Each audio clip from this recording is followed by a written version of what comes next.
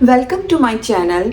Today in this video I'm going to share with you 10 things which should not be done during the regulatory inspection to avoid getting 483s and warning letters. Yes, there are many things which are dangerous to pass any regulatory inspection or to qualify any regulatory inspection.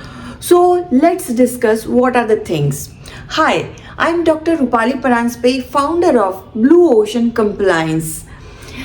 And in my experience of more than 23 years working in the pharmaceutical industry, after facing so many regulatory inspection of US FDA, MHRA, and helping my clients to qualify the regulatory inspection with no observation and qualifying the EDQM with no major and no critical observations, and after training more than 10,000 people in pharmaceutical industry, I came to know that there are many trainings which I provide, and out of those trainings, do's and don't in regulatory inspection was most loved training workshop.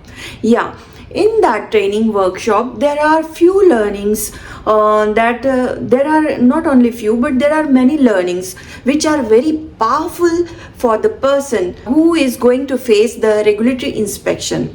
And yes, avoiding these mistakes can help anyone a lot during the regulatory inspections. So let's discuss those learnings or the things which I share with my clients during my training workshop.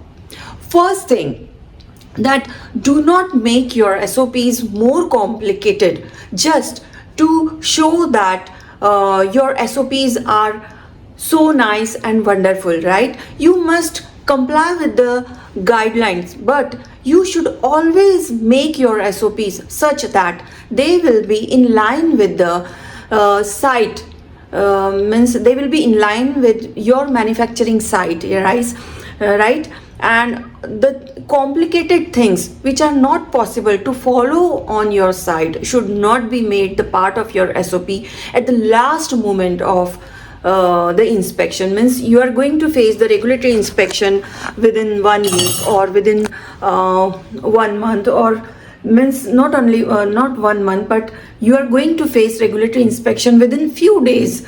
It may be within 1 week or 2-3 days, and at the last moment to make your SOPs wonderful and to present and show off the auditor that yes, you follow so stringent systems, and at the last moment you will change the SOPs and you will find that at the time of audit your people who are working on the site will not be able to present or demonstrate the SOPs on your sites. So this one thing or one mistake can cause you getting the warning letter that you don't follow your SOPs and practices, right?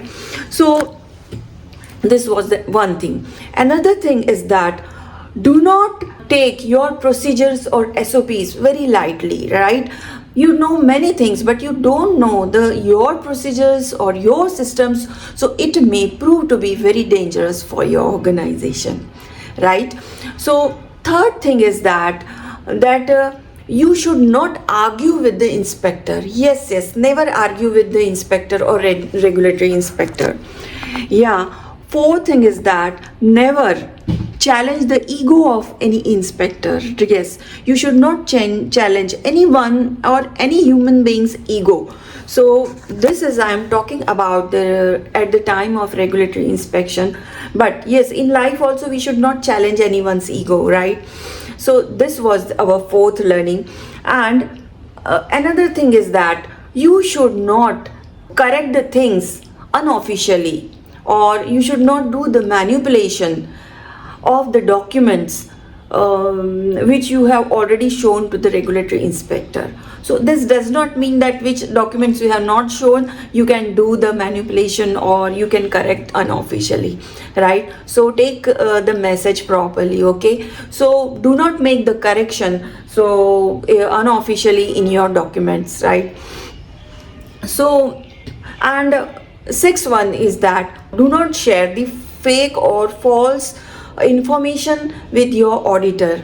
Yeah, so it may prove to be very dangerous, right? Seventh is that stay away from data integrity. Do not do data integrity on your site, which may cost very huge losses to your manufacturing site, and it may cause very huge business losses to your company. Do you know, once a company get the warning letter, it takes more than 1.2 billion dollar to come out of that, and for 1 year you cannot do any business for your company, right? So there are huge business losses. And yes, whatever reputation and repo is defamed, right? It impacts, it costs your legacy, so it is very dangerous, right? So do not do data integrity on your site. Okay, another thing is that don't delete the data from your documents. Not only from documents, but you should not delete the data from your laboratory computer systems. So your computer systems must be 21 CFR Part 11 compliance, right? So that should kept in the mind that 21 CFR Part 11 is the element which you should not take lightly, right? And in fact, you should give it very seriously, and you should follow the compliance of 21 CFR Part 11 very religiously on your site. Okay, so there is no need to tell that how many companies have got the warning letter for deletion of the data, falsifying the data, and even in batch manufacturing record, manipulating the data, destroying the batch manufacturing records. Some other records were presented to the auditor, and auditor found that a lot of manipulation was there and false data was there, so the original documents were destroyed. So all these things can cost you $1 billion to your organization. So stop doing this and stop avoiding these things if you qualify the regulatory inspection smoothly. Okay, and if anyone is interacting with the auditor at the time of audit, and you see that that person is giving the wrong information, so do not try and go to stop that person in between, because let any person whom the inspector has asked to reply the question, so let him or her to reply what auditor has asked, right? Do not interrupt in between and just jump into the conversation with the auditor and give your perspective or your knowledge, right? So, and do not and the 10th one is that it may be more than 10, but do not try to challenge the ego or confidence or knowledge of any auditor. Never, right? So history shows that whenever any person has hurt the ego, so what price or high price they have paid in their life, right? So there are many don'ts which one should not do during the time of audit, right? And which may cost very high to any manufacturing company or any manufacturing organization. So there are a lot of things, right? So which I will be keep on sharing on my channel, on my YouTube channel, on my different social media platforms. So if you want to learn continuously and consistently, and you want to know more, so please follow me and subscribe, follow me on my social media platform and subscribe to my YouTube channel also.